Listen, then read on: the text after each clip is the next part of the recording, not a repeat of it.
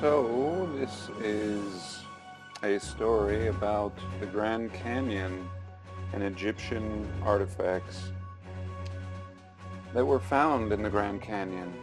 It begins with the Smithsonian Institute that funded a G.E. Kincaid, an explorer born in Idaho, and he was, according to his own words, looking for minerals from a boat in the Colorado River, and he saw a deposit of minerals along the edge of the canyon, and it piqued his curiosity, and he hiked up to this area only to find a ledge and an opening to a cavern.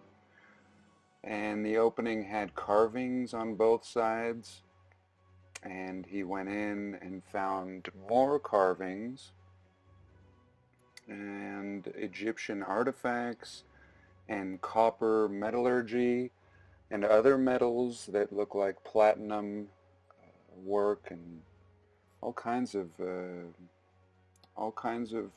advanced art, being of a civilization that reminded him, according to the faces, it reminded him of Tibetan looking people, and there was a big deity of what looked like a Buddha sitting on a lotus flower meditating. And so yeah, this cross between Egyptian and Buddhist Tibetan-y kind of artifacts found in the Grand Canyon, really fascinating. This article and this whole thing happened around April 5th, 1909, and it was published in the Phoenix Gazette. And there's a lot of things online about it.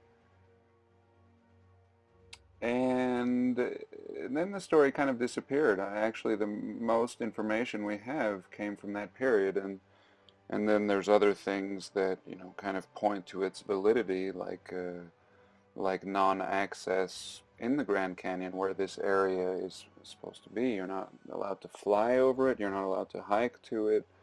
It's been cut off, and apparently the entrance has been sealed as well. But yeah, really interesting. Mr. Kincaid had a lot to say. He talked about how the entrance was 1,400 feet down a sheer canyon wall, and the main passage was originally 12 feet wide, but it was hundreds of feet once you entered many different rooms, different passageways. He said you could have housed 50,000 people in this area. He found granaries with grains, and really, really interesting. And of course all the hieroglyphs. And then finally he found mummies. Mummies in one of the back rooms, and mostly males. It's really interesting. This is kind of a hot spot for the Native Americans, the Hopis that is as well. They believe that they came and originated from this area.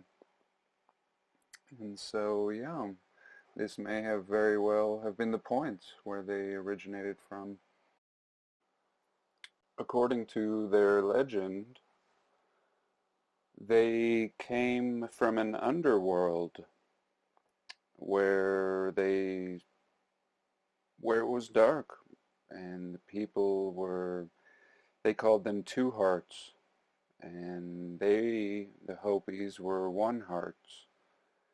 And their deity, Masa or Masau, took them from the underworld into the above world, in which he had to grow a tree in the underworld which pierced the dome of the underworld, and sometimes it's referred to as a blade of grass, and almost like a tube, or maybe this is just metaphorical for a portal, but they came through, and where they were on the top was where they are now today. For thousands of years they've existed in northern Arizona up here, And yet this place that Thomas Kincaid found, the Explorer, is just right there in the Grand Canyon, right, an opening into an underworld. And how interesting that all the mountains, even before Kincaid, were all named Isis and Egyptian names. Temple Isis. I mean, how interesting, even before this great find was discovered.